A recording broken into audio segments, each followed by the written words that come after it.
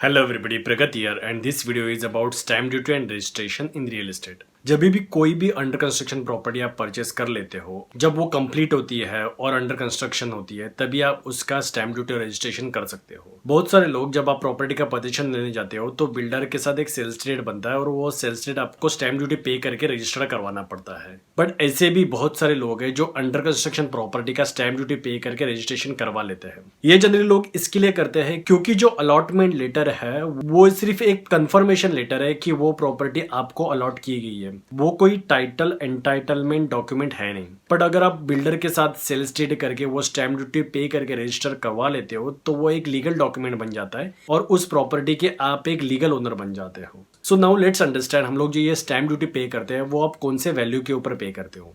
जब sales deed बनता है तो सेल्स डीड में जो भी आपकी फ्लैट की वैल्यू होती है वो वैल्यू और जो गवर्नमेंट के रेडी रेकनर के रेट्स होते हैं वो वैल्यू, ये दोनों में से जो भी वैल्यू ज्यादा होगी उसके ऊपर 4% टू 10% के हिसाब से स्टैम्प ड्यूटी लगती है। ये स्टैम्प ड्यूटी अलग अलग है और ये स्टेट गवर्नमेंट डिक्लेयर करता है और ये डिपेंड करता है कि वो बिग सिटी में है, स्मॉल सिटी में है, विलेजेस में है, तो उसके ऊपर इसका रेट डिपेंड करता है कि 4% है, 5% है, कभी 6%, कभी 8% भी होता है। तो आपको चेक करना पड़ेगा कि आप कौन से सिटी में हो और उस सिटी में कितना स्टैम्प ड्यूटी पे करना पड़ता है। तो वंस यू नो कि ये स्टैम्प ड्यूटी है तो उसके बाद आपको ये सेल्स डीड रजिस्टर्ड करवानी पड़ती है। सो जनरली रजिस्ट्रेशन चार्जेस 1% होते हैं, otherwise there is a maximum cap to the registration charges. जैसे कि अभी महाराष्ट्र में 1% और maximum 30,000।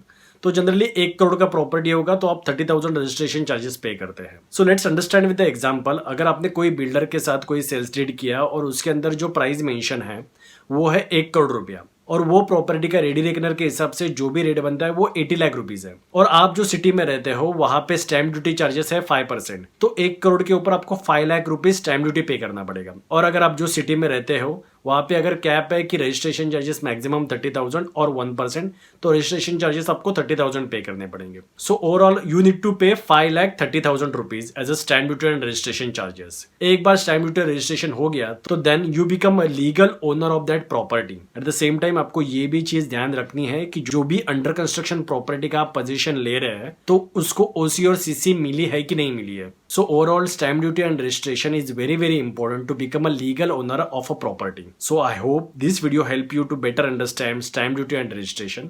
So if you like this video, please like it and share it. Thanks a lot.